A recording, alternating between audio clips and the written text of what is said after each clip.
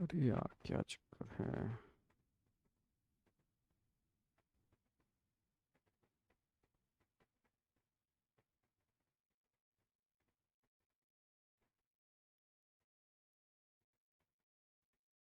Okay okay okay. Good morning all of you बेटा, good morning, good morning all of you. Audibility visibility अगर perfect है तो एक बार दिल से आग लगा दो बस। ऑडिबिलिटी विजिबिलिटी परफेक्ट है तो एक बार दिल से आग लगा दो।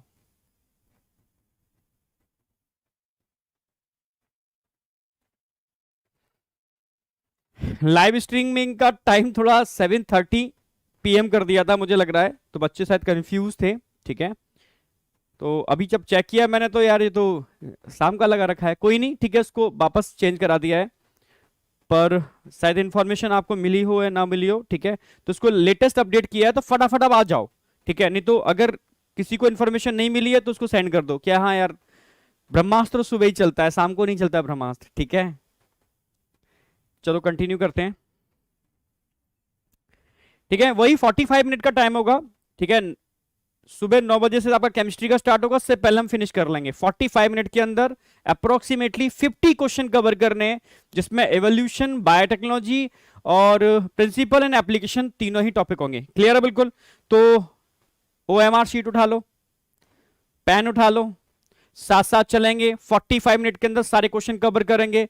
क्वेश्चन का लेवल बिल्कुल नीट पैटर्न, जैसे नीट में आए हुए क्वेश्चन है ना, जिन टॉपिक से क्वेश्चन आए वो टॉपिक उठा लिए। ठीक है, इवोल्यूशन में हार्डी विंगर से क्वेश्चन आया, होमोलोगस एनालोगस से हर साल क्वेश्चन आ रहा है, हार्डी विंगर से क्वेश्चन आ रहा है और ह्यूमन इवोल्यूशन से क्वेश्चन आ रहा है। ये तीन सबसे मेन टॉपिक थे, इन तीन टॉपिक को हमने टारगेट कर लिया है। ऐसे ही हमने बायोटेक्नोलॉजी के अंदर जहां जहां से क्वेश्चन आए हैं, ठीक है, उन टॉपिक को टारगेट कर लिया है। उसके बेस पर नीट पैटर्न से हमने, ठीक है, 50 क्वेश्चंस यहां डिजाइन किए हैं। 45 मिनट में करना है, 9 बजे से पहले इसको खत्म करना है, OMR पर करना है। ठीक है, अगर कोई क्वेश्चन नहीं समझ आ रहा, कहीं गलत हो जाता है, तो उसको एक बार थ्योरी में फिर से देखना है। ओके, तो स्टार्ट करते हैं बेटा। डन, ओके, बस बहुत बढ़िया। तो पहला क्वेश्चन आपके सामने है इवोल्यूशन का, फटाफट रिस्पॉन्स देना। Primitive atmosphere was made up of the mixture of, किसका मिक्सचर है? Primitive atmosphere. ठीक है, यानी इनिशियल फेज में जो एनवायरनमेंट था उसमें क्या था, अगर आप याद रखो क्या नहीं था उस पर ही सॉल्व कर दोगे। फटाफट बताओ, फटाफट बताओ तेजी से। हम्म, क्या बात है भाई, कलर तो आ ही नहीं रहे इसके अंदर।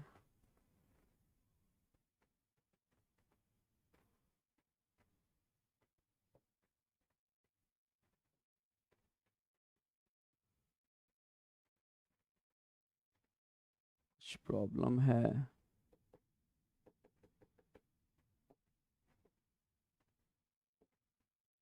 मुझे लग रहा है ये चल नहीं रहा। एक मिनट, एक्सेप्ट ही नहीं कर रहे हैं।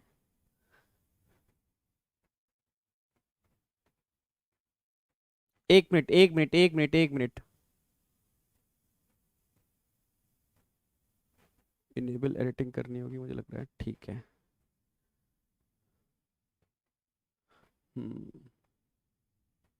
यस, कंटिन्यू करते हैं। हाँ, तो क्या होगा भाई, ऑक्सीजन प्रिमिटिव एटमॉस्फेयर में नहीं थी, ऑक्सीजन नहीं थी, इसमें नहीं है, ऑक्सीजन नहीं थी, तो कौन सा ऑप्शन आ जाएगा? Third option. बस ट्रिक से करना है आपको। Question number second, agrobacterium tumefaciens used in genetic engineering for, क्यों यूज करते थे एग्रोबैक्टीरियम ट्यूमिफेसियंस को? फटाफट तेजी से बताओ, तेजी से। DNA mapping, DNA modification, gene transfer, DNA fingerprinting, किसके लिए यूज करते थे? एग्रोबैक्टीरियम ट्यूमिफेसियंस को किस लिए यूज करते थे? डीएनए मैपिंग में नहीं करते थे, मॉडिफिकेशन में नहीं करते थे, फिंगरप्रिंटिंग में नहीं करते थे, हम जीन ट्रांसफर करने के लिए इसको यूज करते थे। आगे, a piece of nucleic acid using to find out a gene, ठीक है, by the forming hybrid with it. याद हो एक टेक्निक बताई थी, हाइब्रिड विद इट। क्या लगाओगे? Complementary DNA, DNA probe, sticky end या ब्लंट एंड, क्या लगाने वाले हो? फिर से बोल रहा हूं, a piece of nucleic acid using a find out a gene, किसी जीन के फाइंड आउट करने के लिए आप पीस ऑफ डीएनए यूज करते हो, जो क्या करता है? हाइब्रिड बनाता है, हाइब्रिड बाइंड कर जाता है। याद हो आपको? ठीक है, ऑटो रेडियोग्राफी हम डीएनए प्रोब यूज करते हैं, सेकंड ऑप्शन आएगा। बहुत तेजी से रिस्पांस दो, ठीक है, आगे चलो, थोड़ा आपको टाइम दूंगा मैं, ठीक है, उस टाइम के बाद तुरंत रिस्पांस दूंगा। Due to discovery of which of the following in 1980 the evolution was term as RNA world. ठीक है भाई, इवोल्यूशन मैंने बताया था, इवोल्यूशन के टाइम पर बड़ी दिक्कत हुई, तो ये प्रोटोबायोन्ट्स बन चुके थे, ठीक है भाई, कॉइसरवेट और माइक्रोस्फीयर कंसेप्ट आ चुका था इवोल्यूशन के अंदर। अब समस्या ये थी कि ना तो माइक्रोस्फीयर के अंदर न्यूक्लिक एसिड था, ना प्रोटोबायोन्ट्स के अंदर, हमने कॉइसरवेट्स की बात की थी, ना उसके अंदर न्यूक्लिक एसिड था, तो आरएनए वर्ड, ये कंफ्यूजन था कि यार पहले न्यूक्लिक एसिड क्या आया होगा, डीएनए आया होगा या आरएनए आया होगा, याद आया? तो इसको कंक्लूड किया कि पहले आरएनए आया होगा, क्योंकि आरएनए के पास कैटालिटिक एक्टिविटी होती है, क्लियर है बिल्कुल, तब कंक्लूजन निकला होगा कि आरएनए, भाई इस बर्ड के अंदर आरएनए की एंट्री पहले हुई, ठीक है, क्योंकि अनस्टेबल था, उससे डीएनए भी बन जाता है रिवर्स ट्रांसक्रिप्टेज के थ्रू, ठीक है, और मैंने बताया भी था कि आरएनए एक एंजाइम की तरह भी बिहेव करता है, याद है ना? तो RNA has enzymatic property, third option आएगा इसके केस में, तब जाकर के एवोल्यूशन की कहानी चालू हुई थी, क्लियर है बिल्कुल? चलो बहुत बढ़िया, जो थर्ड लगा रहे हैं बिल्कुल सही लगा रहे हैं, RNA has enzymatical property. Next आ जाओ, polymerase chain reaction technology PCR technique is used for, किसके लिए यूज करते हैं पीसीआर टेक्नोलॉजी? पीसीआर टेक्नोलॉजी किसके लिए यूज करते हैं? DNA identification, DNA repair, DNA amplification या क्लीवेज ऑफ डीएनए? फटाफट बताओ, फटाफट, टाइम दे दिया आपको, कंप्लीट हो गया इतना, ठीक है। तो डीएनए आइडेंटिफिकेशन के लिए नहीं करते, रिपेयर के लिए नहीं करते, कट करने के लिए नहीं करते, एम्प्लीफिकेशन, एम्प्लीफिकेशन ऑफ डीएनए के लिए यूज करते हैं पीसीआर को, ठीक है। लास्ट ईयर भी पीसीआर पे क्वेश्चन आया हुआ था। During the processing of the, ठीक है, pro hormone like pro insulin into the mature insulin, भाई प्रो इंसुलिन को मैच्योर इंसुलिन में कन्वर्ट करने के लिए, ठीक है, सबसे पहले आपको क्या करना होता है, ठीक है भाई, प्रो इंसुलिन की अगर बात करते हैं या मैच्योर इंसुलिन की बात करते हैं, उसमें 3 पेप्टाइड चेन होती हैं, जबकि मैच्योर इंसुलिन के अंदर सिर्फ 2 ही पेप्टाइड चेन होती हैं। तो कौन सी पेप्टाइड चेन एब्सेंट होती है मैच्योर इंसुलिन के अंदर? सी पेप्टाइड चेन, ठीक है। तो C peptide is added, no. C peptide is remove from proinsulin, yes. B से कोई मतलब नहीं है, सेकंड ऑप्शन आ जाएगा, ठीक है। तो समझ में आ गया ना? Proinsulin into the mature insulin, C peptide को आपको रिमूव करना होगा मैच्योर इंसुलिन के अंदर। नेक्स्ट आ जाओ, cultivation of BT cotton has been much in the news, ठीक है। द प्रीफिक्स बीटी, बीटी याद आया ना? बीटी, बीटी कौन है? बीटी, बीटी कौन है? बेसिलस थ्रियोजेंसिस, बिल्कुल सही, बीटी, बीटी मतलब बेसिलस थ्रियोजेंसिस, ठीक है। तो समझ में आया होगा, कहीं दे रखा है? No, biggest, no. Produced by biotechnology using the restriction enzyme and ligase, no. Carrying the endotoxin gene, yes, endotoxin gene, Bacillus thuringiensis, fourth option आ जाएगा। नेक्स्ट,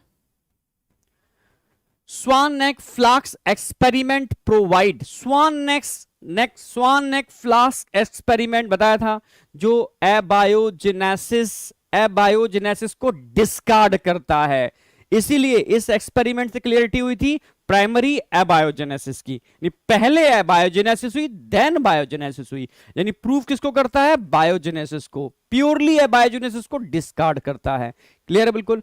स्वान नेक एक्सपेरिमेंट प्रूफ क्या बताया था? बायोजेनेसिस को प्रूफ करता है, एबायोजेनेसिस को प्रूफ नहीं करता, स्पेशल क्रिएशन को प्रूफ नहीं करता। तो क्या ऑप्शन आ जाएगा? फर्स्ट। नेक्स्ट, रिस्ट्रिक्शन एंजाइम, तेजी से मेरे साथ, ठीक है, तेजी से।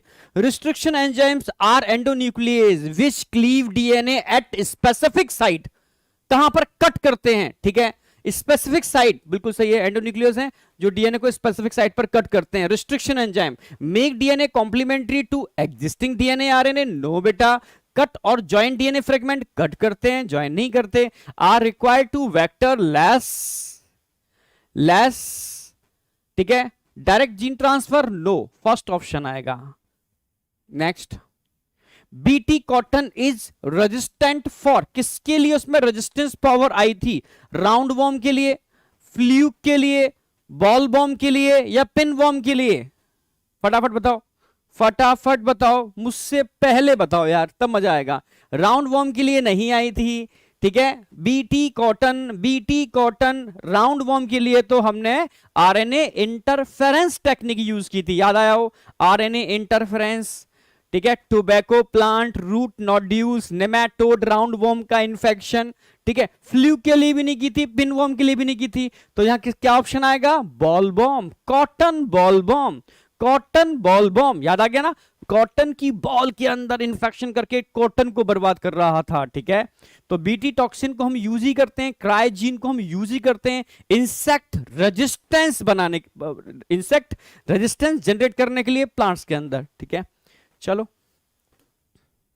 What is the true for of plasmid, भाई प्लाज्मिड के लिए ट्रू क्या है, फटाफट मुझसे पहले बताओ। आपके सामने चार ऑप्शन है, फाउंड इन वायरस, ठीक है, containing gene for viral activity, part of the nuclear chromosome, widely use in gene transfer, ठीक है।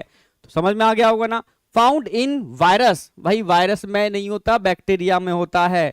Containing gene for viral activity, viral activity के लिए इनके पास जीन नहीं होते क्योंकि bacterial. Part of nuclear chromosome, no extra, ध्यान रखना है, मेन न्यूक्लियर क्रोमोसोम से इसका कोई संबंध नहीं होता, self replicating extra chromosomal genetic material होता है ये, ठीक है। Widely use in gene transfer, yes, सबसे ज्यादा तो प्लाज्मिड यूज कर रहे हैं जीन ट्रांसफर के अंदर, फोर्थ ऑप्शन आ जाएगा, ठीक है। विंग्स ऑफ, ये क्वेश्चन आ रहा है, लगभग हर साल आ रहा है, ठीक है।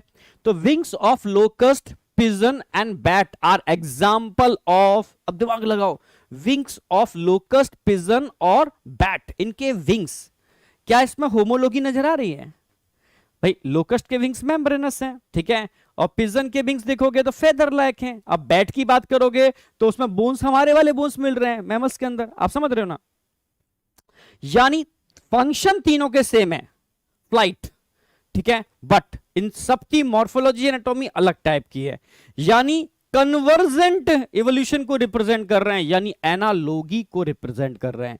तो किसको रिप्रेजेंट कर रहे हैं, ये एनालॉगी को, सेकंड ऑप्शन आ जाएगा। ऐसे आपको याद रखना है, ठीक है, ये क्वेश्चन लगभग आ रहा है।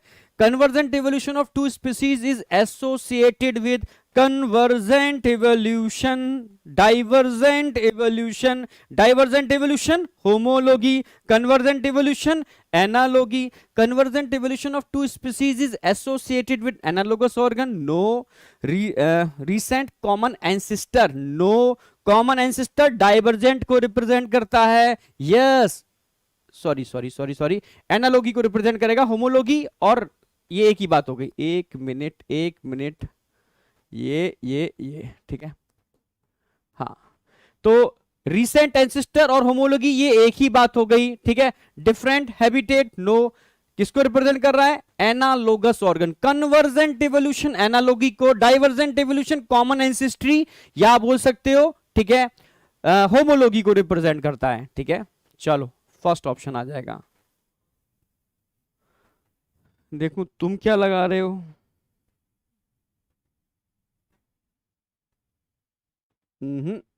होमोलॉगी, कन्वर्जेंट इवोल्यूशन ऑफ, अच्छा, कन्वर्जेंट, मैं डाइवर्जेंट बोल गया, ओके, ठीक है, हाँ, बात कन्वर्जेंट की चल रही है, मैं डाइवर्जेंट दिमाग में रहा, कन्वर्जेंट का मतलब समझ रहे हो, कन्वर्जेंट की चल रही है, डाइवर्जेंट की नहीं चल रही, अच्छा कन्वर्जेंट तो बोला है मैंने, कन्वर्जेंट ऑफ टू स्पीसीज, वही डाइवर्जेंट होमोलॉगी, कन्वर्जेंट तो एनालॉगी को रिप्रेजेंट करेगा, बिल्कुल सही है, फर्स्ट ही तो होगा इसका। भाई जब दो चीजें कन्वर्ट हो रही हैं, स्ट्रक्चर अलग अलग है, फंक्शन सिमिलर है, एनालोगस। डाइवर्जेंट इवोल्यूशन यानी होमोलॉगी को रिप्रेजेंट कर रहा है, कॉमन एंसेस्ट्री को रिप्रेजेंट कर रहा है, ठीक है। डाइवर्जेंट फंक्शन अलग अलग हैं बट स्ट्रक्चर उनके सिमिलर हैं, ठीक है। तो फर्स्ट ही आएगा बेटा इसके अंदर, ठीक है, एनालोगस ऑर्गन, होमोलोगस नहीं आएगा। वही डाइवर्जेंट आएगा तो होमोलॉगी आएगा, कन्वर्जेंट आएगा तो ध्यान रखना, ये वाली बात ध्यान रखो, इस वाली बात को, तो कन्वर्जेंट आएगा। नेक्स्ट आ जाओ, रिस्ट्रिक्शन एंजाइम इको आर 1, यार ये इंपॉर्टेंट नहीं है, वेरी, अगर आप जब से देखोगे बायोटेक्नोलॉजी आई है, ये इको R1 से इनको मतलब क्या समझो, मोहब्बत हो गई है, ठीक है। नीट वालों को इको R1 पर क्वेश्चन दे रहे हैं, आप समझ रहे हो, इको R1 को नहीं छोड़ रहे हैं, समझे, जब से बायोटेक्नोलॉजी इंट्रोड्यूस हुई है इको आर1 को नहीं छोड़ रहे हैं, तो इको आर1 से रिलेटेड जितनी भी इंफॉर्मेशन है एकदम अपडेट रखना, ठीक है। इसका सीक्वेंस क्या है, कट कहां लगाता है, रिस्ट्रिक्शन एंजाइम बोलते हैं इसको, कहां पर सेलेक्टेबल मार्कर के अंदर पीबीआर 322 में इसकी साइट कहां होती है, सब सब सारी इंफॉर्मेशन इको आर1 की, ठीक है।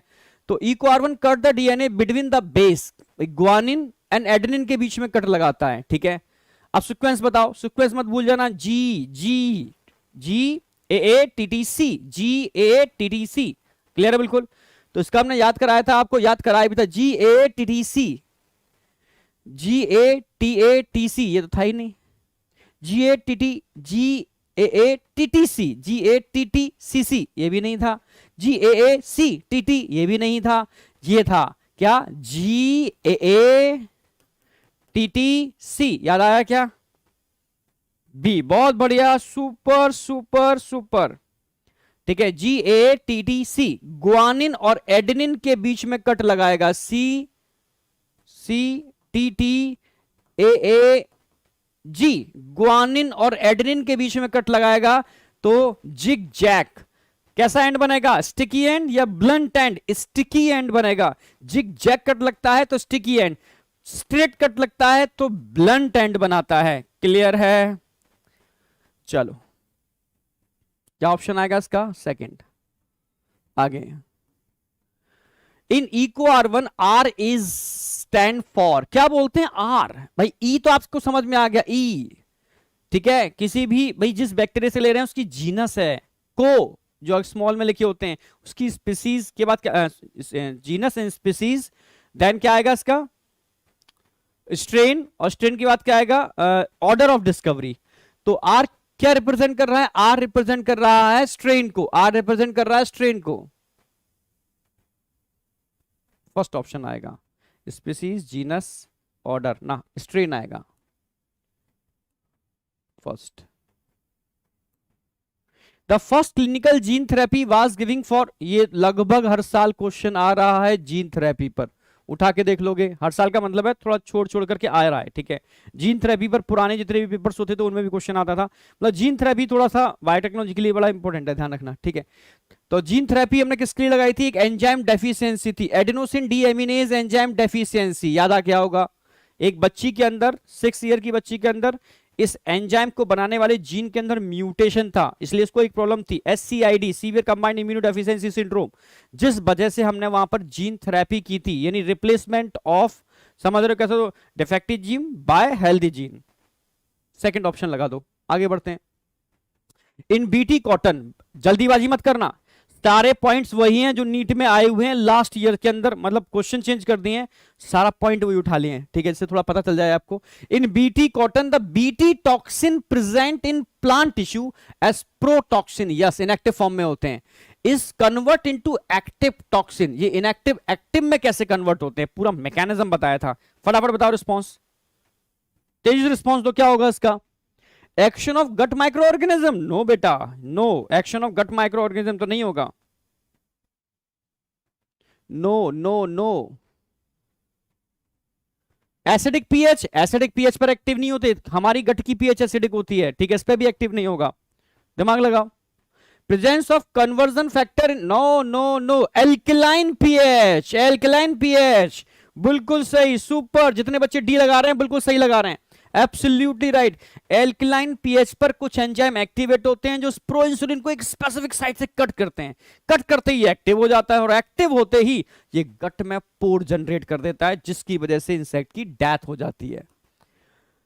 For photosynthesis which of the following was used by the first photosynthetic prokaryote, मैंने पूरा इवोल्यूशन समझाया था, पूरा इवोल्यूशन समझाया था, याद हो आपको, ठीक है भाई। कीमो हेटेरोट्रॉफ थे, फिर कीमो ऑटोट्रॉफ आए, ठीक है, धीरे धीरे, फिर कीमो ऑटोट्रॉफ के बाद पहला फोटो ऑटोट्रॉफ आया था, पहला फोटो ऑटोट्रॉफ आया था, याद हो आपको, पर वो ऑक्सीजन रिलीज नहीं करता था, क्योंकि इलेक्ट्रॉन के, ठीक है, रिलीज होने के लिए या प्रोटॉन के बनने के लिए वहां H2O की जगह वो H2S यूज करता था, सल्फर बैक्टीरिया, क्लियर है। जब H2O यूज किया साइनोबैक्टीरिया ने, तब एटमॉस्फेयर क्या हुआ, ऑक्सीडाइजिंग हुआ, उससे पहले तो एटमॉस्फेयर ऑक्सीडाइजिंग नहीं था। H2S, याद आ क्या होगा, H2S, सेकंड ऑप्शन।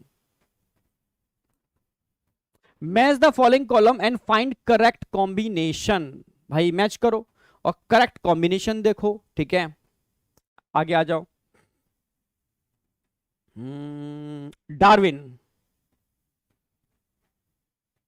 डार्विन ने कौन सा, भाई डार्विन ने किताब लिखी थी origin of species by natural selection. Origin of species by natural selection. Match करो, आप मैच करो, ठीक है, आपको टाइम दे रहा हूं। डिवरीज, हीगो डिवरीज म्यूटेशन थ्योरी दी थी इन्होंने। लुईस पास्चर ने स्वान एक्सपेरिमेंट से एबायोजेनेसिस को डिस्कार्ड किया था और बायोजेनेसिस को प्रूव किया था, ठीक है। थ्योरी ऑफ एबायोजेनेसिस, स्वान एक्सपेरिमेंट दे रखा है इन्होंने, पास्चर। फॉक्स, सिडनी फॉक्स मैंने लिखाया भी था, ठीक है। फ्लोरिडा में सिडनी फॉक्स थे और इधर ओपेरिन साहब थे। ओपेरिन साहब ने क्वाइसर बेट्स बनाए थे और सिडनी फॉक्स ने माइक्रोस्फीयर बनाए थे, याद आया हो, ठीक है। तो माइक्रोस्फीयर, प्रोटोबायोन्ट्स बोलते हैं इनको, क्या बोलते हैं, प्रोटोबायोन्ट्स या प्रोटोबायोसिस की थी इन्होंने, प्रोटोबायोन्ट्स बनाए थे और बोथ आर प्रोटोबायोन्ट्स, ठीक है। तो मैच तो कर लोगे ना, ए का आर, ठीक है, बी का पी, ए का आर, बी का पी, मिल गया, फर्स्ट ही मिल गया, first. Which of the following is a restriction endonuclease. किसको बोलोगे रिस्ट्रिक्शन एंडोन्यूक्लियस, फटाफट तेजी से रिस्ट्रिक्शन एंडोन्यूक्लियस किसको बोलोगे, मुझसे भी तेज। क्या आरएनएस को बोलोगे, नो। डीएनएस को बोलोगे, नो। प्रोटीएस को बोलोगे, no. Restriction endonuclease like Hind 2, like Hind 3, like Bam H1, all are restriction enzyme. तो बाम हिंद 2, ठीक है, फर्स्ट लगाओ। इसको बोलेंगे which one of the following is the restriction endonuclease first. Next, the correct order of steps in polymerase chain reaction. Correct order क्या है, PCR, बहुत question आ रहा है भाई इसके ऊपर। करेक्ट ऑर्डर बताओ। सबसे पहले क्या होता है, सबसे पहले डीएनए की अनबाइंडिंग होती है, अनबाइंडिंग, डीनेचुरेशन, ठीक है। डीनेचुरेशन होने के बाद जो आरएनए प्राइमर्स थे या प्राइमर क्या बाइंडिंग होती है, ठीक है, प्राइमर की बाइंडिंग होती है, फिर पॉलीमरेज बाइंड करके उसका एक्सटेंशन करता है। DNA denaturation, annealing, then extension. Denaturation, extension गलत हो गया, फोर्थ ऑप्शन आएगा। डीनेचुरेशन होगा, फिर एनिलिंग होगी, फिर एक्सटेंशन होगा। डीनेचुरेशन दोनों स्टैंड का अलग होना, एनिलिंग, ठीक है, आरएनए प्राइमर की बाइंडिंग होना, ठीक है, या प्रोब यूज करते हैं, और एक्सटेंशन टैक पॉलीमरेज की बाइंडिंग से डीएनए का एक्सटेंशन हो जाना। Golden rice is a genetically modified crop plant where the incorporated gene in meant for biosynthesis of vitamin A। Golden rice, vitamin A, याद आया हो भाई, गोल्डन राइस, विटामिन ए, ये मत भूल जाना, ठीक है, क्योंकि बताया था मैंने पूरा मैकेनिज्म। बीटा कैरोटीन के जीन को हमने डैफोडिल से निकाला था और एक नॉर्मल जो टेम्परेट राइस की वैरायटी थी उसके अंदर इंसर्ट किया था एग्रोबैक्टीरियम ट्यूमिफेसियंस को यूज करके, और उसको जेनेटिकली मॉडिफाई कर दिया था गोल्डन राइस के अंदर, क्योंकि राइस में विटामिन ए नहीं होता, हमने यहां पर जेनेटिकली मॉडिफाइड राइस बनाया, विटामिन ए जिसके अंदर था golden rice. Okay, first option.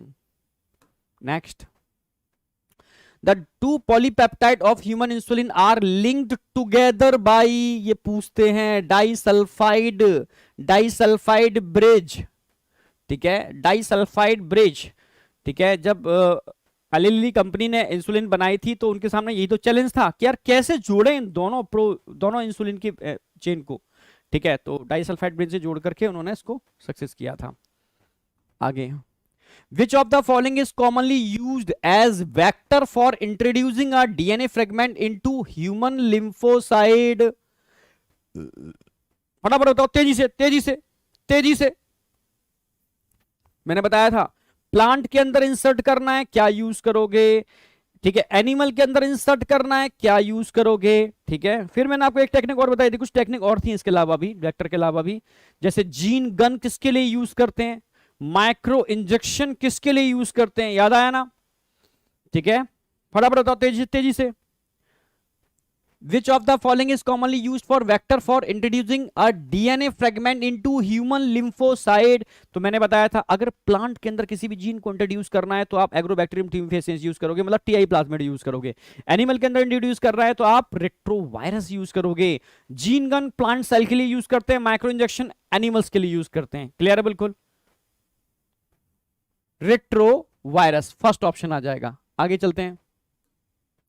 In RNAi the gene are silenced using RNAi, RNA interference के अंदर जीन को साइलेंट करने के लिए क्या करना होता है, ठीक है, complementary double standard RNA, complementary double standard RNA याद आ गया होगा, ठीक है।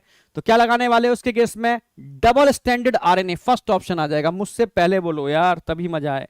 मुझसे पहले, मुझसे पहले, यस, रेट्रोवायरस, बहुत बढ़िया। प्लांट के लिए जीन गन, बहुत सही। एनिमल के लिए माइक्रो इंजेक्शन, बहुत बढ़िया, बिल्कुल। और जो हम वेक्टर यूज करते हैं, रेट्रोवायरस सबसे बेहतरीन वेक्टर है, बिल्कुल सही, बहुत बढ़िया, सुपर, डबल स्टैंडर्ड RNA। अगला क्वेश्चन, ठीक है, जेनेटिक ड्रिफ्ट बहुत इंपॉर्टेंट है भाई, जेनेटिक ड्रिफ्ट पर क्वेश्चन आता है, जेनेटिक ड्रिफ्ट पर क्वेश्चन आता है। बताओ, जेनेटिक ड्रिफ्ट, जेनेटिक ड्रिफ्ट, ठीक है, रैपिडली ऑपरेट इन, कहां पर ऑपरेट होता है जेनेटिक ड्रिफ्ट? मैंने एक ऐसे ऐसे करके मैंने एक पूरा इंपोर्टेंट लिखा था। Genetic drift always applicable for small population, small isolated population. Large population में जेनेटिक ड्रिफ्ट कभी भी एप्लीकेबल नहीं होता, always applicable for small population, ठीक है। स्मॉल आइसोलेटेड पॉपुलेशन के लिए ही जेनेटिक ड्रिफ्ट एप्लीकेबल है, लार्ज पॉपुलेशन पर कभी भी एप्लीकेबल नहीं होगा। ओके, आगे चलते हैं। Factor help in the formation of new species, ठीक है, factor help in formation of new species, वो कौन से फैक्टर हैं? मतलब न्यू स्पीसीज का मतलब है एक नई स्पीसीज को बनाना ड्यूरिंग इवोल्यूशनरी प्रोसेस, जो हमने इवोल्यूशन में बताया था, जिसमें हमने आपको लेमार की थ्योरी बताई थी, डार्विन की थ्योरी बताई थी, ह्यूगो डिवरीज की थ्योरी बताई थी, याद हो आपको, ठीक है। आगे जाकर के हमने आपको उसमें नियो डार्विनिज्म के बारे में बताया था, सिंथेटिक थ्योरी बताई थी। तो इन सबको मिला के वो कौन से फैक्टर है जो न्यू स्पीसीज के बनाने के लिए रिस्पॉन्सिबल होते हैं? फटाफट बताओ बेटा, ये लगा रहे हो, एक कंपटीशन एंड वेरिएशन, ये तो डार्विन साहब की थ्योरी हो गई। Isolation and competition, competition and mutation, isolation and mutation, ठीक है। तो इसके हिसाब से लगाओगे, देखो म्यूटेशन तो होगा ही, आइसोलेशन भी है, कंपटीशन नहीं, आइसोलेशन। जैसे किसी स्पीसीज से आप कुछ लोगों को आइसोलेट कर दो नई जगह, तो वो आगे जाकर के क्या करेंगे, उनके बीच में अगर रिप्रोडक्शन नहीं होगा तो आगे जाकर नई स्पीसीज बनाने को रिस्पॉन्सिबल होंगे। कॉन्टिनेंटल ड्रिफ्ट हुए थे, मैंने बताया था, जैसे एक जगह थे एनिमल्स, अचानक से कॉन्टिनेंटल ड्रिफ्ट हुए और वो आइसोलेट हो गए, आइसोलेट हो गए तो उनके बीच की मीटिंग बंद हो गई, मीटिंग बंद हो गई तो धीरे धीरे इन्वायरमेंटल फैक्टर्स का असर हुआ और में वेरिएशन आ गए, ठीक है। आइसोलेशन बहुत इंपॉर्टेंट है, आइसोलेशन नहीं करोगे तो ब्रीडिंग होती रहेगी, और ब्रीडिंग होती रहेगी तो नई स्पीसीज कभी नहीं बनेगी। नई स्पीसीज के लिए ब्रीडिंग रोकनी होगी, आइसोलेट करके चेंजेस करने पड़ेंगे, तब जाकर के उनकी मेटिंग रुकेगी। मेटिंग रुकेगी तो कहते हैं रिप्रोडक्टिवली आइसोलेटेड। रिप्रोडक्टिवली आइसोलेशन सबसे इंपॉर्टेंट रोल प्ले करता है स्पेसिएशन के अंदर। तो जहां पर भी बात आती है स्पेसिएशन की, नई स्पीसीज फॉर्मेशन की, तो रिप्रोडक्टिवली आइसोलेशन नंबर 1। ये नीट में पुराने टाइम पर बहुत, AIPMT में कई बार रिपीट हुआ है क्वेश्चन, ठीक है। रिप्रोडक्टिवली आइसोलेशन यानी आइसोलेट करना सबसे इंपॉर्टेंट चीज है, फिर mutation new species formation induce करता है, ठीक है। ये सबसे इंपॉर्टेंट, ध्यान रखना है इसको, कई बार रिपीट हुआ था, हो सकता है रिपीट, तो ध्यान रखना इस चीज को। आगे बढ़ते हैं। Which of the following is correct order of the evolutionary history of man? तो पूरा मैंने सीक्वेंस बताया था, सबसे पहले रामापिथेकस, ड्रायोपिथेकस, सिवापिथेकस, ठीक है। स्टार्टिंग में ये एप जैसे थे, फिर एप और मैन ऑस्ट्रेलोपिथेकस, एप और मैन के कनेक्टिंग लिंक थे ऑस्ट्रेलोपिथेकस, ठीक है। फिर होमो हैबिलिस, होमो इरेक्टस, और होमो इरेक्टस में भी अगर आप जाओगे, ठीक है, जावा, पैकिंग, हिडलबर्ग। पहले जावा आए थे, फिर पैकिंग आए थे, फिर हिडलबर्ग आए थे, जावा, पैकिंग, हिडलबर्ग। फिर मॉडर्न मैन चालू होता है। मॉडर्न मैन में क्या आया था? निएंडरथल, निएंडरथल याद आया हो, crow Magnon and Homo sapiens sapiens. ये सीक्वेंस कभी मत भूलना, पूरी सीक्वेंस ही मैंने याद करा दी थी आपको, ठीक है। तो आ जाओ, पैकिंग पैकिंग पैकिंग, यानी ये बात कर रहे हैं कैसे, होमो इरेक्टस की बात कर रहे हैं, ठीक है। पैकिंग से स्टार्ट करते हैं ना, तो निएंडरथल, पैकिंग, सॉरी, जावा, पैकिंग, हिडलबर्ग, ठीक है। जावा को तो हटा दो, पैकिंग से स्टार्ट किया है, तो पैकिंग के बाद क्या आएगा? हिडलबर्ग आएगा। हिडलबर्ग एक ही में दे रखा है, जावा, पैकिंग, हिडलबर्ग आ गया, फिर निएंडरथल आ गया और क्रो मैग्नन आ गया। एब्सोल्युटली राइट, सीक्वेंस ध्यान रखनी है आपको, ठीक है। Java, Peking, Heidelberg, Neanderthal, Cro Magnon, ठीक है, ऐसे याद रखोगे। होमो इरेक्टस के अंदर भी 3 लिखाए थे मैंने। होमो इरेक्टस में सबसे पहले जावा आए थे, फिर पैकिंग आए थे, फिर हिडलबर्ग आए थे।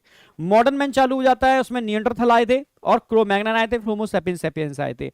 और होमो इरेक्टस से पहले होमो हैबिलिस आए थे, ठीक है। उससे पहले ऑस्ट्रेलोपिथेकस आया था, उससे पहले वही रामा शिवा और, ठीक है।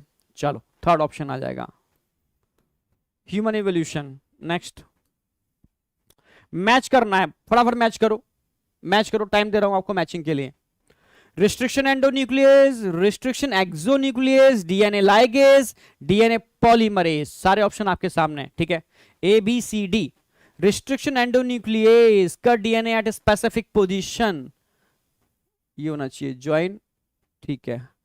रिस्ट्रिक्शन एक्सोन्यूक्लियस, बाहर से जो कट करेगा वो एक्सोन्यूक्लियस है, ठीक है। तो remove the nucleotide from the end, and से जो रिमूव करेगा वो एक्सोन्यूक्लियस है।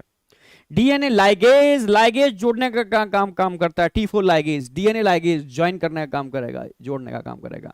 टैग पॉलीमरेज एक्सटेंशन कराएगा, एक्सटेंशन, ठीक है। प्राइमर्स ऑन जीनोमेटिक डीएनए टेम्पलेट, बिल्कुल सही। तो क्या लगाने वाले हो, 1 का 4, एक में ही दे रखा है 1 का 4, ठीक है। सॉरी 1 का 3 है, 1 का 4 नहीं।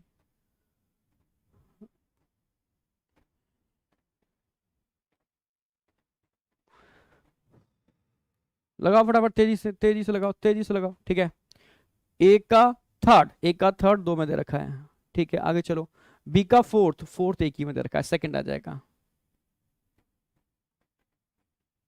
Next, evolutionary history of organism is known as, evolutionary history of organism याद हो, ontogeny, recapitulate, phylogeny, phylogeny, Haeckel साहब ने बोला था ऑन्टोजेनी, रिकैप्चुलेट, फाइलो, अपनी फाइलोजेनी, फाइलोजेनी का मतलब है अपनी प्री हिस्टोरिक लाइफ को रिकैप्चुलेट करता है, ठीक है। यानी फाइलोजेनी की बात कर रहा है, ठीक है। याद हो, एनसीईआरटी का ही बोल रहा हूं, आउट ऑफ एनसीईआरटी नहीं है, ठीक है। ऑन्टोजेनी, रिकैप्चुलेट, फाइलोजेनी, आपने टर्म सुना होगा। Evolutionary history of an organism is known as, evolutionary history, background उसकी फाइलोजेनी, ठीक है। चलो, ऑन्टोजेनी का मतलब होता है एम्ब्रियोनिक कंडीशन के अंदर, रिकैप्चुलेट, रिपीट करता है अपनी फाइलोजेनी को। ऑन्टोजेनी, रिकैप्चुलेट, फाइलोजेनी, हैकल साहब ने बोला था, ठीक है। A bacterium modified its DNA by adding methyl group to the DNA. It does so too. समझो मेरी बात, याद हो आपको, याद मैंने बताया था कि किस तरीके से रिस्ट्रिक्शन एंजाइम की डिस्कवरी हुई थी, और लगभग हर साल 2-3 क्वेश्चन आए हैं रिस्ट्रिक्शन एंजाइम के ऊपर। तो मैंने बताया था इसमें सबसे पहले उन साइंटिस्टों ने देखा था कि यार ये बैक्टीरिया कुछ ऐसा करते हैं जो बैक्टीरियोफाज से अपने को प्रोटेक्ट करता है और बैक्टीरिया वायरस के डीएनए के धज्जियां उड़ा देता है। तो वो क्या था, मिथाइलेशन, मिथाइलेज। तो मिथाइलेज अपने डीएनए का तो मिथाइलेशन कर लेता है और उससे इसमें स्ट्रांगनेस, पावर आ जाती है। और जो बाहर से डीएनए, मतलब जो आ रहा है वायरस का डीएनए, उसको टुकड़े टुकड़े कर देता है, ठीक है। तो मिथाइलेशन, मिथाइलेज। तो नो,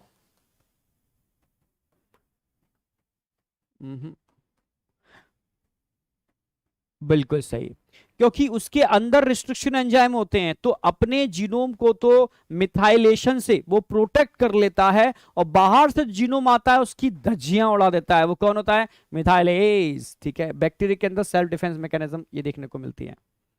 मुझसे पहले दो यार रिस्पॉन्स, तब मजा आएगा। मुझसे पहले तेजी से इस जोर डालो उसके ऊपर यार, ठीक है। इतना जोर डालो कि बस प्रैक्टिस की जरूरत है। तेजी से, बहुत बढ़िया, सुपर। डी क्वेश्चन अगला आपके सामने है, मुझसे पहले रिस्पॉन्स देना। Ti plasmid transfer cell of, Ti plasmid किसके लिए यूज करते हैं, टीआई प्लाज्मिड जिसमें टीडीएनए होता है। जल्दी बताओ फटाफट, टीआई प्लाज्मिड किसके लिए यूज करते हो, एनिमल के लिए यूज करते हो, प्लांट के लिए यूज करते हो, बैक्टीरिया के लिए यूज करते हो, फंगस के लिए यूज करते हो। एनिमल के लिए नहीं करते, बैक्टीरिया के लिए नहीं करते, फंगस के लिए नहीं करते, हम यूज करते हैं प्लांट के लिए। जब भी प्लांट का केस आएगा तो प्लांट के केस में एग्रोबैक्टीरियम टीमिफेसियस यूज करते हैं, उसमें क्या होता है, टीआई प्लाज्मिड होता है। समझ रहे हो ना मेरी बात, सबसे बेहतरीन है, प्रोकैरियोट में मिलने वाला और यूकैरियोट के अंदर इंफेक्शन करता है, यानी आपके जीन को ट्रांसफर करने में कैपेबल है, स्पेशली डाइकॉट प्लांट के अंदर नेचुरल कंडीशन में। पर हमने उसको मॉडिफाई किया हुआ है, अब उसको हम कहीं भी यूज कर सकते हैं, ठीक है। In Hardy Weinberg equation the frequency, Hardy Weinberg पर हर साल क्वेश्चन आ ही रहा है, इवोल्यूशन से अगर क्वेश्चन आएगा तो हार्डी विंगर नहीं छोड़ रहे हैं लोग, ठीक है, पर बहुत सिंपल आता है, टेंशन नहीं लेनी है, आता है पर, ठीक है। तो in Hardy Weinberg equation the frequency of the heterozygous individual is represented by, तो मैंने 3 कंडीशन बताई थी, ठीक है, एक हेट्रोजाइगस, ठीक है, एक होमोजाइगस डोमिनेंट, एक होमोजाइगस रिसेसिव।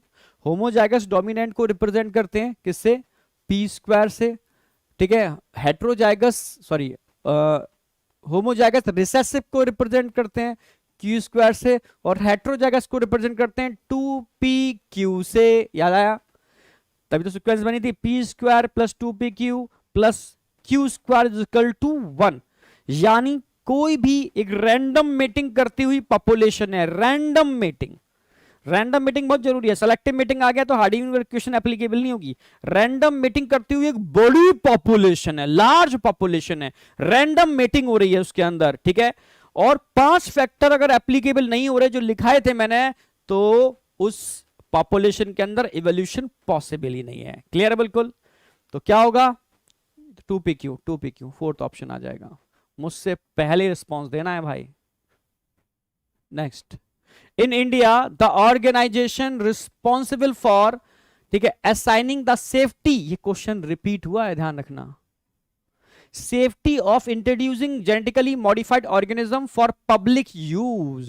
याद हो, जीईएसी, एनसीईआरटी की लाइन, GEAC Indian council of medical research, ICMR तो होता नहीं है, ठीक है, समझ रहे हो, मेरी डॉक्टरेट आईसीएमआर से ही है, ठीक है, Indian council of medical research, अब याद रहेगा आपको, ठीक है, CSIR, समझ रहे हो, ये बहुत बड़ा रिसर्च का एक, मतलब उसका नेट का एग्जाम होता है, ठीक है, जो हो सकता है कुछ लोगों को देना पड़े फ्यूचर में जाकर के, ठीक है, तो ये भी नहीं है, ठीक है। Research committee on genetic manipulation, no बेटा, जेनेटिक इंजीनियरिंग अप्रूवल भी ले सकते हो या अप्रेजियल भी ले सकते हो कमेटी, ठीक है, GEAC फोर्थ ऑप्शन आएगा।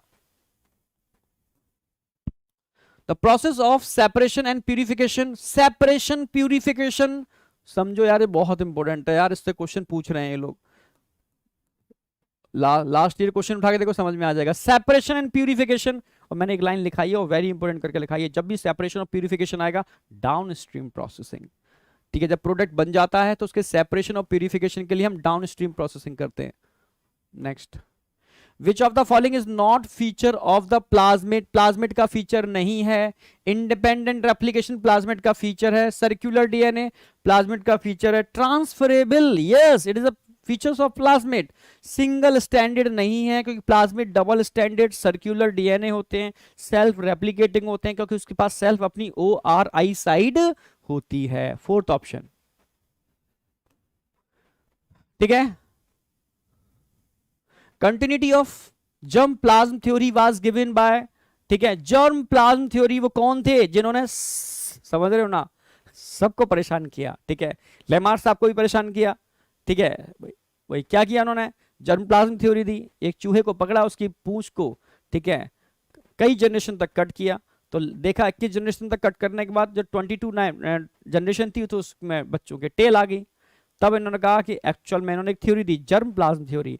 डार्विन साहब को भी डिस्कार्ड इन्होंने ही किया था, वीजमान साहब ने, याद आ गया, वीजमान, समझ रहे हो, सबकी टांग खींचने आ जाते थे वीजमान साहब, इनको कभी मत भूल जाना, वीजमान साहब को कभी कोई नहीं भूलता, ठीक है। दुनिया किसको याद रखती है, जो जिसने दूसरों को परेशान किया हो, ठीक है, जो परेशान नहीं करता उसको याद नहीं रखा जाता, याद उसको रखा जाता है जो दूसरों को परेशान करता। तो वीजमान साहब ने लेमार साहब को भी परेशान किया था और वीजमान साहब ने डार्विन साहब को भी परेशान किया था अपनी जर्म प्लाज्म थ्योरी की वजह से, तो डार्विन साहब का भी भूल नहीं पाएंगे वीजमान साहब को, मतलब पास्ट। आगे, DNA fragment generated by the restriction endonuclease in a chemical reaction can be separated by, very important, याद हो, डू एंड डाई के अंदर मैंने सेपरेशन पे लिखा है, सेपरेशन पर, सेपरेशन करने के लिए आप क्या यूज करते हो, जेल इलेक्ट्रोफोरेसिस, ठीक है, जेल इलेक्ट्रोफोरेसिस। तो जब भी डीएनए के फ्रेगमेंट्स को सेपरेट करना है, रिस्ट्रिक्शन एंजाइम से कट किया आपने, ठीक है, फिर सेपरेशन के लिए आप क्या लगाओगे, एक ही मेथड है, क्या, जेल इलेक्ट्रोफोरेसिस, और एम्प्लीफिकेशन के लिए PCR। क्लियर है? Fourth option. मुझसे पहले रिस्पॉन्स देना है भाई। आगे, Industrial melanism, again very important. Industrial melanism is an example of industrial melanism. NCERT में बड़ा सा experiment diagram, before industrialisation, after industrialisation, ठीक है. बैस्टन बुटल एरिया याद आ गया होगा, ठीक है. पेपर माउथ, इस पर क्वेश्चन आता है क्वेश्चन इसके ऊपर. तो किसको रिप्रेजेंट करता है? New Lamarckism, new Darwinism, natural selection and mutation. It is example of natural selection. Third example of natural selection. Next, in genetic engineering the antibiotic are used for. भाई genetic engineering में antibiotic क्यों use करते हैं? Antibiotic क्या काम करते हैं? ठीक है, एंटीबायोटिक मैंने बताया था it is a selectable marker. Selectable marker जो बताते हैं रिकॉम्बिनेंट बना या नहीं बना. In genetic engineering the antibiotic are use for, देख लेता हूं, सीक्वेंस फ्रॉम ना to keep the culture for free of infection. A selectable marker to select healthy vector. Now, antibiotics are used genetic engineering में to keep the culture free of infection. No, इसके लिए तो नहीं करते. Selectable marker ही लगाओगे, क्योंकि selectable marker के लिए हम भाई जीन होते हैं उनमें एंटीबायोटिक डालते हैं. जीन की एक्टिवेशन है या नहीं है तो एज ए सेलेक्टेबल मार्कर तो लिखाया भी है और एनसीईआरटी में दे रखा भी है. एंटीबायोटिक रेजिस्टेंट जीन और एंटीबायोटिक्स हम सेलेक्टेबल मार्कर की तरह यूज करते हैं, जो रिकॉम्बिनेंट को नॉन रिकॉम्बिनेंट, ट्रांसफॉर्मेंट को नॉन ट्रांसफॉर्मेंट से सेपरेट करने का काम करते हैं. क्लियर है? Ancestor of man who first stood erect वास. कौन से थे भाई? पहले तो बिल्कुल चारों पैरों से चलते थे, फिर हल्का सा इरेक्ट होना स्टार्ट किया जिन्होंने. इरेक्ट पहली बार कौन हुए थे? ऑस्ट्रेलोपिथेकस. यहां से इरेक्शन बाइपेडल लोकोमोशन चालू कर दिया था, मैंने बताया था. और जो पूरा बैकबोन स्ट्रेट हो गई थी वो होमो इरेक्टस थे. बैकबोन में एश ये करवा गया था, एश शेप करवा गया था, वो होमो इरेक्टस थे. ठीक है, तो ऑस्ट्रेलोपिथेकस से कहानी चालू हो गई थी. ये यार बहुत इंपॉर्टेंट है, ध्यान रखना. इससे रिलेटेड सारी इंफॉर्मेशन मैंने बैच में बहुत डिटेल में दी थी यार. इस प्लाज्मेट को मत भूल जाना, क्वेश्चन आएगा इस प्लाज्मेट के ऊपर. ठीक है, ये नीट का समझो पैट है यार, देंगे ये. ठीक है, सारी चीजें पता होनी चाहिए. अब देखो क्या पूछ रहा है. The figure below is a diagrammatical representation of E coli vector pBR 322. Which one of the giving option correctly identified certain components. देखो Hind third Eco R1 selectable marker है क्या? ये हिंद थर्ड इको R1 क्या है? Selectable marker है? No, it is a restriction site जहां पर restriction enzyme cut करते हैं. सेलेक्टेबल मार्कर नहीं है. ठीक है, चलो नेक्स्ट देखो. Ampicillin resistant, tetracycline resistant, antibiotic resistant gene. It is yes, ये एंटीबायोटिक रेजिस्टेंट जीन है which act as selectable marker. Antibiotic resistant gene है which act as selectable marker. तो tetracycline और ampicillin, it is an antibiotic resistant gene which act as selectable marker. Second option सही है इसका. और भी देख लेते हैं. ORI तो मतलब है original restriction enzyme. Original restriction enzyme no बेटा. ORI साइट वो साइट होती है जहां कह सकते हो कि रेप्लिकेशन फॉर्क बनता है. ठीक है, ORI समझ रहे हो? ओरिजिन ऑफ रेप्लिकेशन, जहां से रिस्ट्रिक्शन एंजाइम नहीं, जहां से रेप्लिकेशन स्टार्ट होती है. ठीक है, तो ये भी गलत हो गया. ROP रोप याद हो. रोप एक जीन होता है, वो उन प्रोटीन्स को बनाता है जो प्रोटीन इस प्लाज्मिड के रेप्लिकेशन में पार्टिसिपेट करती है. ठीक है, रेप्लिकेशन ऐसे थोड़ी ना हो जाएगा, उसके रेप्लिकेशन को उस प्रोटीन की रिक्वायरमेंट होगी. उन प्रोटीन का ट्रांसलेशन या ट्रांसक्रिप्शन ट्रांसलेशन रोप जीन करता है. ठीक है, तो ये भी रोप रिड्यूस ऑस्मोटिक प्रेशर, गलत. सेकंड ऑप्शन आ जाएगा. The restriction enzyme used in recombinant DNA technology making staggered cut in DNA leaving sticky end. Sticky end ध्यान रखना. स्टिकी एंड का मतलब क्या है? जिग जैग जो कट करता है वो स्टिकी एंड बनाएगा. इको R1 तो स्टिकी एंड बनाता है, GATTC स्टिकी एंड बनाता है, ग्वानिन एडेनिन के बीच में कट लगता है. ठीक है, हिंद थर्ड भी ग्वानिन एडेनिन के बीच में लगाएगा. ठीक है, स्टिकी एंड बनाएगा. बाम H1 भी स्टिकी एंड बनाएगा. ये तीनों ही स्टिकी एंड बनाते हैं. हिंद फर्स्ट हाँ जरूर ब्लेंट एंड बनाता है, पर तीनों ही स्टिकी एंड बनाते हैं. ऑल ऑफ द एबव, तीनों ही स्टिकी एंड बनाएंगे भाई. फोर्थ ऑप्शन आ जाएगा. द जेनेटिकली मॉडिफाइड ब्रिंजल, बैगन की बात चल रही है भाई, in India has been developed for. भाई जेनेटिकली मॉडिफाइड, यानी हमने एक टेक्निक यूज की है, जो टेक्निक हमने कॉटन में भी यूज की थी, इनको जेनेटिकली मॉडिफाइड किया। कैसा मॉडिफाइड किया, किससे हमने प्रोटेक्ट किया? भाई ब्रिंजल में आप जानते हो कीड़े होते हैं, इंसेक्ट होते हैं, ठीक है, वो अपना लार्वा अंदर डाल देते हैं, इसके वजह से बेकार हो जाते हैं, ठीक है। तो इंसेक्ट रेजिस्टेंस बनाने के लिए हमने बीटी टॉक्सिन वाली टेक्निक को यूज किया है, यहां पर बीटी ब्रिंजल बनाए। What is correct formation of Hardy Weinberg law? ये क्वेश्चन तो पूछा ही जाता है हार्डी विंगवर्ग के ऊपर। तो इक्वेशन मैंने बताई थी, p square plus 2pq plus q square is equal to 1। P square homozygous dominant को रिप्रेजेंट करता है, ये होमोजाइगस रिसेसिव को रिप्रेजेंट करता है, ये हेटेरोजाइगस को रिप्रेजेंट करता है। तीन ही कॉम्बिनेशन हो सकते हैं, यानी कोई भी बड़ी पॉपुलेशन जिसमें रैंडम मेटिंग होती है, जीन फ्लो होने की फ्रीक्वेंसी ऑलवेज कांस्टेंट रहती है, मींस 1 रहती है, मींस उस पॉपुलेशन में इवोल्यूशन नहीं हो रहा। अगर इस इक्वेशन का इक्वल टू 1 आ रहा है तो पॉपुलेशन एकदम स्टेबल है, नो इवोल्यूशन। अगर डेविएट कर रहा है तो उस पॉपुलेशन में इवोल्यूशन हो रहा है, पर शर्त है रैंडम मेटिंग होनी चाहिए, बड़ी पॉपुलेशन होनी चाहिए, और 5 फैक्टर एप्लीकेबल नहीं होने चाहिए, तो 100% इक्वेशन इक्वल टू 1 आएगा अकॉर्डिंग टू, समझ रहे हो ना मेरी बात, ह्यूगो डे वरीज, समझ रहे हो ना मेरी बात, sorry Hardy Weinberg, according to Hardy Weinberg, ठीक है। तो ऑप्शन क्या लगाओगे इसके अंदर, p square 2pq q square 1, first option. मुझसे पहले रिस्पॉन्स तेजी से, फास्ट, ठीक है। ओएमआर सीट उठाओ, तेजी से ओएमआर सीट उठाओ, फिलिंग लास्ट में चेक करना, और एनालिसिस जरूर करना, एनालिसिस करोगे तभी बेनिफिट मिलेगा, एनालिसिस नहीं करोगे तो कोई बेनिफिट नहीं है। डीएनए और RNA segments tagged with a radioactive molecule, समझ रहे हो? डीएनए या RNA segment tagged with radioactive molecule, क्या बोलोगे? डीएनए आरएनए, समझ रहे हो, segment tagged with radioactive molecule,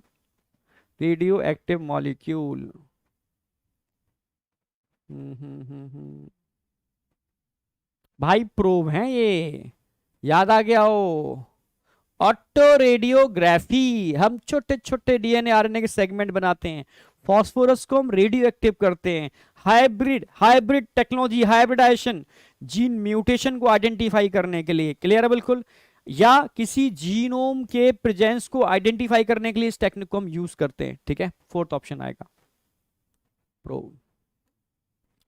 In the PCR technique, the DNA segment is replicate over a billions time. This repeated, ठीक है, replication catalyzed by the enzyme Taq polymerase, Thermus aquaticus, इससे isolate किया था हमने Taq polymerase को, ठीक है। तो टैक पॉलीमरेज का मेन काम होता है मल्टीपल टाइम उसको रेप्लिकेट करना। थर्मस एक्वाटिकस जो कि कह सकते हो कि टेम्परेचर रेजिस्टेंट था, thermos aquaticus temperature resistance power रखता था, ठीक है। चलो सेकंड ऑप्शन आ जाएगा, the thermostable enzyme tag isolate from thermophilic bacteria is, क्या है ये? डीएनए पॉलीमरेज है, आरएनए पॉलीमरेज तो यानी रेस्ट्रिक्शन एंडोन्यूक्लियस नहीं है, second option DNA polymerase. Biolistic gun, gene gun is suitable for, किसके लिए यूज करते थे जीन गन? प्लांट सेल के अंदर रिकॉम्बिनेंट को ट्रांसफर करने के लिए, vector transformation of plant cell, fourth आ जाएगा ना, fourth option. Next, according to fossil which are discovered up to present time, ठीक है, origin and evolution of man was started from which country? Africa, कई बार बता चुका हूं, जितने भी हमें एविडेंस मिले हैं उनसे ये तो प्रूफ होता है कि ह्यूमन एंसेस्टर जो है वो कहां से ओरिजिनेट हुए, अफ्रीका। पुराने टाइम पर एशिया तमाम बोलते थे, अफ्रीका, अफ्रीकन रेसेस से, ठीक है, हम सबका एवोल्यूशन हुआ है। ओके माय डियर, देखो बहुत सही टाइम में, एकदम सटीक टाइम के अंदर खत्म हुआ है, ठीक है, सटीक टाइम में खत्म हुआ है। अब आप मुझे जरूर एनालिसिस करके बताओगे, यानी एनालिसिस करनी है, मुझे रिस्पॉन्स भी देने हैं, ठीक है। सेशन में एंजॉय कर रहे हो नहीं कर रहे हो ये मुझे बता, थोड़ा आपसे व्यू चाहिए पहला। दूसरा व्यू चाहिए कि इस सेशन में आपने कितने क्वेश्चन अटेम्प्ट किए, ठीक है, कितने करेक्ट थे कितने इनकरेक्ट थे, ये पूरा मुझे थोड़ा एक्सप्लेनेशन देना, मैं फिर देखता हूं कितने बच्चे इसके अंदर वाकई में बेनिफिट उठा पा रहे हैं, कितने बच्चे वाकई में एवोल्यूशन और बायोटेक्नोलॉजी मैंने पढ़ाया है उससे उन्होंने बेनिफिट उठाया है, तो सही डायरेक्शन में जा रहे हो नहीं जा रहे हो वो आपके मैसेज से पता चलता है। ठीक है, तो मिलते हैं अगले लेक्चर के अंदर। ठीक है, तो अब नेक्स्ट कल हमारा लेक्चर वो थ्योरी वाला होगा। ठीक है, तो सिंगल शॉट में उड़ाते हैं। ठीक है, किसको, अब कल शायद हमारा टारगेट 11th हमारा कंप्लीट हो चुका है, क्लियर है बिल्कुल, 11th कंप्लीट हो चुका है, 12th में भी हमारा ह्यूमन रिप्रोडक्शन कंप्लीट हो चुका है, 11th पूरा हो चुका, 12th में ह्यूमन रिप्रोडक्शन हो चुका। अब अगला टारगेट 12th में होगा मुझे लग रहा है ह्यूमन रिप्रोडक्शन के बाद रिप्रोडक्टिव हेल्थ। ठीक है, और रिप्रोडक्टिव हेल्थ के बाद फिर 2 चैप्टर बचते हैं जो पहले मुझे लेने हैं, बायोटेक्नोलॉजी और इवोल्यूशन। ठीक है, बायोटेक्नोलॉजी इवोल्यूशन करते ही हम एंड पर आ गए, बिल्कुल एंड पर आ गए। अब सोचो कंटेंट पूरा दे डाला, सोच रहे हो, मतलब पूरी कोशिश लगा रहे हैं कंटेंट पूरा देने की। ठीक है, और आपको सिर्फ रिजल्ट देना है। ठीक है, आपका सपोर्ट ओनली रिजल्ट का चाहिए, ओनली रिजल्ट का, उसमें आग लगा दो बस। थैंक यू बेटा, ऑल द बेस्ट, बाय, मिलते हैं कल फुल एनर्जी के साथ।